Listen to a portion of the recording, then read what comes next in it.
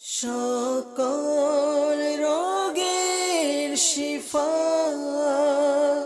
সাল্লি আলা মুহাম্মদ। আলহামদুলিল্লাহি রাব্বিল আলামিন ওয়াসসালাতু ওয়াসসালামু আলা সাইয়্যিদিল মুরসালিন আম্মা বা'দ ফাউযু বিল্লাহি মিনাশ শাইতানির রাজিম বিসমিল্লাহির রহমানির রহিম। আসসালাতু ওয়াসসালামু আলাইকা ইয়া রাসূলুল্লাহ ওয়া আলা আলিকা ওয়া আসহাবিকা ইয়া হাবিবাল্লাহ। আসসালাতু ওয়াসসালামু আলাইকা ইয়া নবিয়াল্লাহ ওয়া আলা আলিকা ওয়া আসহাবিকা ইয়া নূরাল্লাহ। মাদান চ্যানেল দর্শক, অনুষ্ঠান সকল রোগের শিফা সাল্লি আলা মুহাম্মদ, এই অনুষ্ঠানে আমরা আপনাদেরকে স্বাগতম জানাচ্ছি, ওয়েলকাম জানাচ্ছি। দর্শক, এই অনুষ্ঠানে আমরা দরুদ শরীফের একটি ফজিলত বলে থাকি এবং দরুদ শরীফের সুন্দর সুন্দর হাদিস শরীফ আমরা শুনে থাকি এবং চমৎকার ঈমান সতেজকারী ঘটনাবলী আমরা শুনে থাকি। তো আমাদের অনুষ্ঠানের সাথে সম্পৃক্ত থাকুন, আমাদের অনুষ্ঠান দেখতে থাকুন। ইনশাল্লাহ দরুদ শরীফ পড়ার প্রতি আপনার আগ্রহ বেড়ে যাবে ইনশাল্লাহ। আলহামদুলিল্লাহ। দর্শক, আমরা এই অনুষ্ঠানের মাধ্যমে চেষ্টা করে থাকি, বিশেষ করে অনুষ্ঠানের শেষের দিকে, যে কোনো একটি দরুদ শরীফ আমরা বলে থাকি এবং যেই দরুদ শরীফ পড়ার দ্বারা আপনারও যাতে সেই ফজিলত অর্জন হয়, তো আমরা একটি দরুদ শরীফ আপনাদেরকে বলে থাকি। তো আমাদের অনুষ্ঠানটি খুবই সংক্ষিপ্ত, মনোযোগ সহকারে, আদব সহকারে, একনিষ্ঠতার সাথে আমাদের অনুষ্ঠান দেখতে থাকুন। ইনশাআল্লাহ অনেক উপকার আপনি হাসিল করতে পারবেন। দর্শক, প্রথমেই আসুন আমরা একটি হাদিসে পাক শুনে নিই। হযরত সাইয়্যিদুনা আনাস রাদিয়াল্লাহু তাআলা আনহু থেকে বর্ণিত, রাসূলুল্লাহ সাল্লাল্লাহু তাআলা আলাইহি ওয়া আলিহি ওয়াসাল্লাম ইরশাদ করেন, আল্লাহ আযজা ওয়া জাল্লার জন্য ভালোবাসা পোষণকারী দুজন মুসলমান যখন একে অপরের সাথে মিলিত হয় এবং তারা যদি মুসাফা করে, হ্যান্ডশেক করে, হাত মিলায় এবং নবী পাক সাল্লাল্লাহু আলাইহি ওয়াসাল্লামের উপর দরুদ শরীফ প্রেরণ করে, তখন তারা পৃথক হওয়ার পূর্বে আল্লাহ তাআলা তাদের পূর্বের এবং পরের গুনাহসমূহ ক্ষমা করে দেন। সুবহানাল্লাহ, সুবহানাল্লাহ। দর্শক, আমরা প্রতিদিন অনেক মানুষের সাথে মোলাকাত করি, তাই না? অনেক মানুষের সাথে আমাদের দেখা হয়, অনেক মানুষের সাথে আমরা মুসাফা করি। যদি আমরা এই হাদিসের পাকটি মাথায় রেখে মোহাব্বতের সাথে, ভালোবাসার সাথে কোনো মুসলমান ভাইয়ের সাথে যদি আমরা মিলিত হই এবং আমরা যদি এই হাদিস শরীফটি মাথায় রেখে দরুদ শরীফ পড়ি, ইনশাআল্লাহ আমরা এই হাদিসে পাকের যেই ফজিলত বলা হয়েছে সেটার ভাগীদার হয়ে যাব, অর্থাৎ আমাদের পূর্বের এবং পরের গুনাহসমূহ ক্ষমা হয়ে যাবে। সুবহানাল্লাহ। দর্শক, কতক্ষণই বা সময় লাগবে এই সামান্য আমলটি করতে? দেখুন, উভয়ের হাত পৃথক হওয়ার পূর্বে আল্লাহ তাআলা তাদের যে পূর্বের ও পরের গুনাহসমূহ ক্ষমা করে দিবেন। সামান্য কয়েকটি মিনিট বা 1 মিনিট বা কয়েকটি মুহূর্তের মাধ্যমে এই নেকিটা আমরা অর্জন করতে পারি। তাই বেশি পরিমাণে দরুদ শরীফ পাঠ করতে থাকুন এবং বলতে থাকুন, সকল রোগের শিফা, সকল সমস্যার সমাধান সাল্লে আলা মুহাম্মদ সাল্লাল্লাহু আলাইহি ওয়া আলিহি ওয়াসাল্লাম। দর্শক, আসুন আরেকটি খুবই চমৎকার হাদিসে পাক আমরা শুনি। এটি হযরত আনাস বিন মালিক রাদিয়াল্লাহু তাআলা আনহু বর্ণনা করেছেন। রাসূলুল্লাহ সাল্লাল্লাহু আলাইহি ওয়াসাল্লাম ইরশাদ করেন যে আমার উপর একবার দরুদ শরীফ প্রেরণ করলো, আল্লাহ তাআলা তার উপর 10 বার রহমত অবতীর্ণ করেন, এবং যে ব্যক্তি আমার উপর 10 বার দরুদ শরীফ প্রেরণ করলো, আল্লাহ তাআলা তার উপর 100টি রহমত অবতীর্ণ করেন। অতঃপর হুজুর পাক সাল্লাল্লাহু আলাইহি ওয়াসাল্লাম আরো বলেন যে আমার উপর 100 বার দরুদ শরীফ পাঠ করলো, একবার দরুদের উপর 10টি রহমত, 10 বার দরুদের উপর 100টি রহমত। কিন্তু 100 বার দরুদ শরীফ পাঠকারীর জন্য কি পুরস্কার রয়েছে? আসুন আমরা শুনি। হুজুর পাক সাল্লাল্লাহু আলাইহি ওয়াসাল্লাম ইরশাদ করেন যে আমার উপর 100 বার দরুদ শরীফ প্রেরণ করলো, অর্থাৎ পাঠ করলো, আল্লাহ তাআলা তার উভয় চোখের মাঝখানে লিখে দিবে যে এই ব্যক্তি মুনাফিকি, অর্থাৎ কপটতা এবং জাহান্নাম থেকে মুক্তি পেয়েছে, বা তার কপালের মাঝখানে লিখে দিবে এই ব্যক্তি জাহান্নাম এবং মুনাফিকি থেকে, কপটতা থেকে মুক্ত, এবং কিয়ামতের দিন তাকে শহীদদের সাথে উঠানো হবে। সুবহানাল্লাহ, সুবহানাল্লাহ, মাশাআল্লাহ। দর্শক, কতই না সুন্দর একটি আমল, যে আমরা একটু চিন্তা করিনি 100 বার দরুদ শরীফ পাঠ করতে কতক্ষণ বা আমাদের সময় লাগবে। তসবিহ হাতে নিন, দরুদ শরীফ পড়তে থাকুন, হয়তো 10 থেকে 5 মিনিটের মধ্যে আমাদের ইনশাআল্লাহ 100 বার দরুদ শরীফ পাঠ করা হয়ে যাবে। দর্শক, এই 10-12 মিনিটের মধ্যে 100 বার পূর্ণ হয়ে যাবে ইনশাআল্লাহ। তো তার পুরস্কার কি? উভয় চোখের মাঝখানে লিখে দেওয়া হবে যে এই বান্দা, এই ব্যক্তি মুনাফিকি অর্থাৎ কপটতা এবং জাহান্নামের আগুন থেকে মুক্ত। এই বান্দা যাকে শহীদগণের সাথে ওঠানো হবে। তাহলে আমরা কেন দরুদ শরীফ পড়ব না? এটা তো দুনিয়াতেও কাজে আসবে, এবং পূর্ববর্তী আমরা যে হাদিসে পাক শুনেছি, যে ব্যক্তি হাত মিলাবে মুসলমান ভাইয়ের সাথে এবং দরুদ শরীফ পড়বে, তাহলে তার আগের এবং পরের গুনাহ মাফ করে দেওয়া হবে। অর্থাৎ আমরা বুঝতে পারলাম যে মুসাহাফা এবং সালাম করার পর যদি আমরা হাত মিলাই, এবং দ্বিতীয় হাদিস শরীফটি যে আমরা শুনেছি, দরুদ শরীফ যদি আমরা 100 বার পড়ি, তাহলে দিনী এবং দুনিয়াবি উভয় ফায়দা, উভয় উপকার আমাদের নসিব হবে, এবং শহীদদের সাথে কিয়ামতের দিন আমাদের কিয়ামত হবে এবং উঠার সৌভাগ্য নসিব হবে। কত বড় বড় পুরস্কারের কথা আমরা শুনতে যাচ্ছি, সুবহানাল্লাহ। এবং আমাদের ঈমানও তাজা হতে চলেছে, সুবহানাল্লাহ। দর্শক, আরেকটি হাদিসে পাক আমরা শুনবো। বিবি আয়েশা সিদ্দিকা রাদিয়াল্লাহু তাআলা আনহা এই হাদিস শরীফটি বর্ণনা করেন। হুজুরে পাক সাল্লাল্লাহু তাআলা আলাইহি ওয়াসাল্লাম ইরশাদ করেন, যখন কোনো বান্দা আমার উপর দুরুদ শরীফ পড়ে, তখন ফিরিস্তা সেই দুরুদগুলো নিয়ে উপরের দিকে অর্থাৎ আসমানের দিকে উঠে যান, এবং আল্লাহ তাআলা বলেন, এই দরুদে পাককে আমার বান্দার কবরের মধ্যে নিয়ে যাও। এই দুরুদ শরীফ তার অর্থাৎ পাঠকারীর জন্য ইস্তিগফার করতে থাকে, এবং সে বিশেষ বান্দার অর্থাৎ যে দরুদ শরীফ পাঠকারীর চক্ষু যুগল তা দেখে শীতল হবে, সুবহানাল্লাহ। দর্শক, কবরের মধ্যে প্রশান্তির কারণ হবে দরুদে পাক। তাই আমরা কেন বলবো না, সকল রোগের শিফা সাল্লে আলা মুহাম্মদ, সকল সমস্যার সমাধান সাল্লে আলা মুহাম্মদ, সকল বিপদের অবসান সাল্লে আলা মুহাম্মদ সাল্লাল্লাহু আলাইহি ওয়ালিহি ওয়াসাল্লাম। দর্শক, আমরা এখন আরেকটি বর্ণনা শুনবো, ঈমান তাজাকারী ঘটনা ইনশাআল্লাহ আমরা এখন শুনবো। হযরত আবু বকর বিন মুহাম্মদ বিন ওমর রাদিয়াল্লাহু তাআলা আনহু বলেন, আমি আবু বকর বিন মুজাহিদ রাহমাতুল্লাহ তাআলা আলাইহির নিকট উপস্থিত ছিলাম।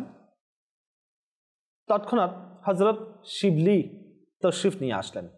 হযরত আবু বকর বিন মুজাহিদ তাকে অভ্যর্থনা জানালেন, স্বাগতম জানালেন, এবং ওনার জন্য ওনাকে সম্মানার্থে তিনি দাঁড়িয়ে গেলেন, তার সাথে কোলাকুলি করলেন, এবং তার দুই চোখের মাঝখানে তিনি চুম্বন করলেন, এবং খুবই তাকে রেসপেক্ট করলেন এবং খুবই সম্মান প্রদর্শন করলেন। তো তিনি বলছেন যে আমি আরজ করলাম, হুজুর, আপনি হযরত শিবলি রাহমাতুল্লাহ তাআলা আলাইহির সাথে এত স্নেহের সাথে, এত আদবের সাথে কেন তার সম্মুখীন হয়েছেন, বা তাকে কেন আদব দেখালেন? কেননা বাগদাদের লোকেরা তাকে মজনুন অর্থাৎ পাগল বলে থাকে। তো আপনি একজন পাগলের জন্য কেন অর্থাৎ সম্মান প্রদর্শন করলেন, সম্মান দেখালেন পাগলকে? তখন তিনি বললেন, আমি তার সাথে যে আচরণ করেছি। দর্শক, অন্তরের কান লাগিয়ে শুনুন। তিনি বলেন, আমি তার সাথে যেরকম ব্যবহার করেছি, যেরকম আচরণ করেছি, এটি আমি রসুল পাক সাল্লাল্লাহু তাআলা আলাইহি ওয়াসাল্লাম থেকে শিখেছি। আমি রসুল পাক সাল্লাল্লাহু তাআলা আলাইহি ওয়াসাল্লামকে তার সাথে এরকম আচরণ করতে দেখেছি। ঘটনার বিস্তারিত বর্ণনা হলো এই যে, যখন তিনি বলেন, আমি নবী পাক সাল্লাল্লাহু তাআলা আলাইহি ওয়াসাল্লামকে একদিন স্বপ্নে দেখলাম। স্বপ্নে শিবলি রাহমাতুল্লাহ তাআলা আলাইহি আমার প্রিয় নবী সাল্লাল্লাহু আলাইহি ওয়াসাল্লামের খিদমতে উপস্থিত হলেন।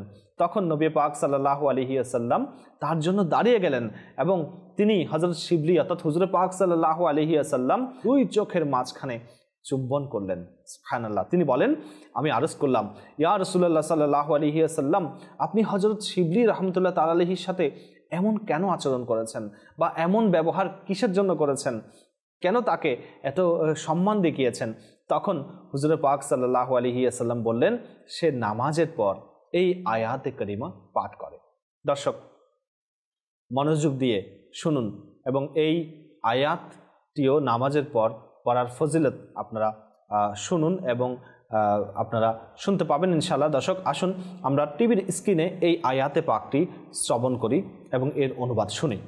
বিসমিল্লাহির রহমানির রহিম। লাকাদ জাআকুম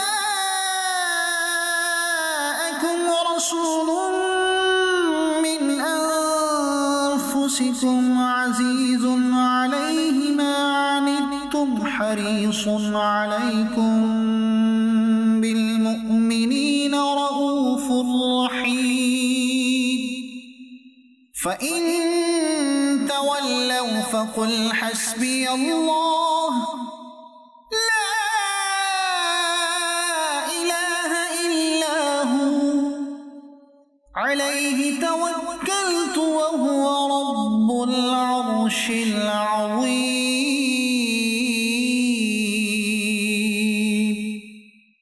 নিশ্চয় তোমাদের নিকট তশরিফ এনেছেন তোমাদের মধ্য থেকে সেই রাসূল যার নিকট তোমাদের কষ্টে পড়া কষ্টদায়ক, তোমাদের কল্যাণ অতিমাত্রায় কল্যাণকামী, মুসলমানদের উপর পূর্ণ দয়ার্দ্র দয়ালু। অতঃপর যদি তারা মুখ ফিরিয়ে নেয় তবে আপনি বলে দিন, আমার জন্য আল্লাহই যথেষ্ট, তিনি ব্যতীত অন্য কারো ইবাদত নেই, আমি তারই উপর ভরসা করছি এবং তিনি মহান আরশের অধিপতি। অতঃপর যখন শিবলি রহমতুল্লাহ তাআলা আলাইহি আমার নিকট আসলেন তখন দুরূদ সম্পর্কে তাকে সেই কথাগুলো জিজ্ঞাসা করলাম। তখন তিনিও সেভাবে বর্ণনা করলেন, হ্যাঁ আমি এই আয়াত শরীফ পাঠ করি, এরপর 3 বার হুজুরে পাক সাল্লাল্লাহু আলাইহি ওয়াসাল্লামের উপর দুরূদ শরীফ পড়ি। আল্লাহু আকবার। দুরূদে পাক পাঠকারীর উপর, নবী পাকের শান বর্ণনাকারীর উপর, হুজুরে পাক সাল্লাল্লাহু আলাইহি ওয়াসাল্লামের উপর ভালোবাসা পোষণকারীর উপর হুজুরে পাক সাল্লাল্লাহু আলাইহি ওয়াসাল্লাম যে কতই দয়াবান হয় আমরা সেটা শুনতে পেলাম। দর্শক, আমাদের উচিত বেশি পরিমাণে দরুদ শরীফ পড়তে থাকা, এমনভাবে যাতে আমরা দরুদ শরীফ পাঠ করতে থাকি যেন মানুষ আমাদেরকে দেওয়ানা বলে, মজনু বলে, পাগল বলে। কার পাগল? মদিনার পাগল। কার আশিক? হুজুরে পাক সাল্লাল্লাহু আলাইহি ওয়াসাল্লামের আশিক। দর্শক, দরুদ শরীফ পড়তে থাকুন, এমনভাবে পড়তে থাকুন যেন হুজুরে পাক সাল্লাল্লাহু আলাইহি ওয়াসাল্লামের বিশেষ দয়া আমাদের উপর নসিব হয়। হুজুরে পাক সাল্লাল্লাহু আলাইহি ওয়াসাল্লাম যেন আমাদেরকে তার পছন্দনীয় গোলামদের মাঝে অন্তর্ভুক্ত করে নেন। কেননা আমরা তো এটাই বলে থাকি যে আমরা রসুলে পাক সাল্লাল্লাহু আলাইহি ওয়াসাল্লামের গোলাম। দর্শক, হুজুরে পাক সাল্লাল্লাহু আলাইহি ওয়াসাল্লাম যদি আমাদেরকে কবুল করেন তবে জীবন এবং মৃত্যুর স্বাদ আমাদের দ্বিগুণ হয়ে যাবে। আর আরও একটি ঘটনা আপনারা শুনুন। হযরত আবুল মাওয়াহিব রহমতুল্লাহ তাআলা আলাইহি বলেন যে আমি রাসূলুল্লাহ সাল্লাল্লাহু তাআলা আলাইহি ওয়াসাল্লামকে স্বপ্নে দেখলাম। সুবহানাল্লাহ। আল্লাহ রাসূল সাল্লাল্লাহু আলাইহি ওয়াসাল্লামকে স্বপ্নে দেখা আল্লাহ তাআলা যেন আমাদেরকে নসিব করেন। তিনি বলেন, আমি রাসূলুল্লাহ সাল্লাল্লাহু আলাইহি ওয়াসাল্লামকে স্বপ্নে দেখলাম। তখন আমার নবী সাল্লাল্লাহু আলাইহি ওয়াসাল্লাম আমাকে বললেন, তুমি 1 লক্ষ মানুষের সুপারিশ করবে, অর্থাৎ কিয়ামতের দিন তুমি 1 লক্ষ মানুষের সুপারিশ করবে। তখন তিনি বললেন, আমি আরজ করলাম, ইয়া রাসূলুল্লাহ সাল্লাল্লাহু আলাইহি ওয়াসাল্লাম, আমার এই মর্যাদা কিভাবে লাভ হলো? কিসের কারণে আল্লাহ তাআলা আমাকে এমন মর্যাদাবান করেছেন? তখন নবী পাক সাল্লাল্লাহু আলাইহি ওয়াসাল্লাম বললেন, সেই সওয়াবের বিনিময়ে, সেই ইসালে সওয়াবের বিনিময়ে যা তুমি দরুদ ও সালাম পড়ে আমার উপর প্রেরণ করে থাকো। দর্শক, হয়তো আপনাদের মনে একটি প্রশ্ন জাগতে পারে, তিনি কি করতেন? আসুন আমরা শুনি। তিনি দরুদে পাক পাঠ করতেন। দরুদে পাক পাঠ করার পরে সেগুলো নবী পাক সাল্লাল্লাহু আলাইহি ওয়াসাল্লামের দরবারে প্রেরণ করতেন এবং এর যে নজরানা, যে আল্লাহ তাআলার কাছে দোয়া করতেন, হে আল্লাহ, এই দরুদ শরীফের সওয়াবগুলো যাতে হুজুর পাক সাল্লাল্লাহু আলাইহি ওয়াসাল্লামের দরবারে রূহ পাকে হুজুর পাক সাল্লাল্লাহু আলাইহি ওয়াসাল্লামের উপর তিনি ইসালে সওয়াব করতেন।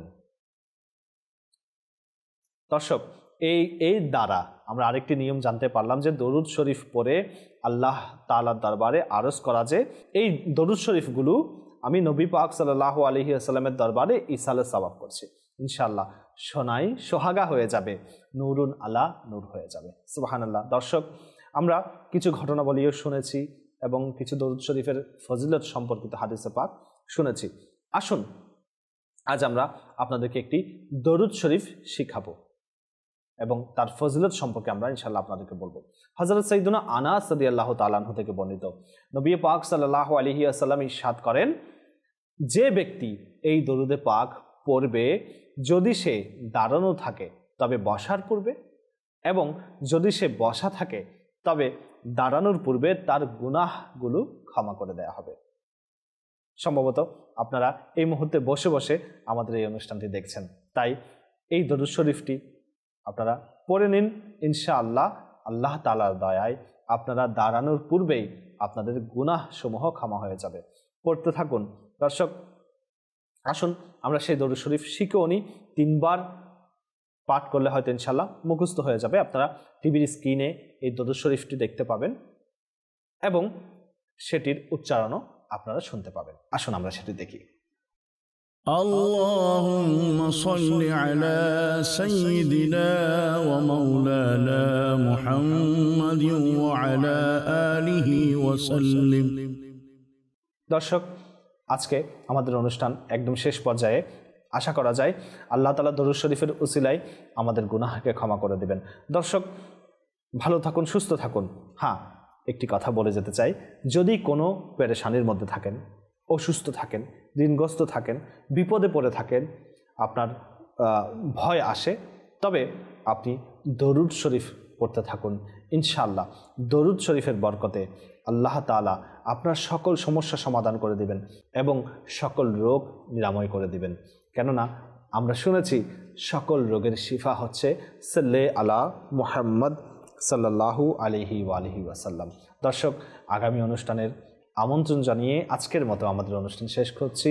ভালো থাকুন, সুস্থ থাকুন। আল্লাহ হাফেজ। সকল রোগের শিফা সাল্লি আলা মুহাম্মদ।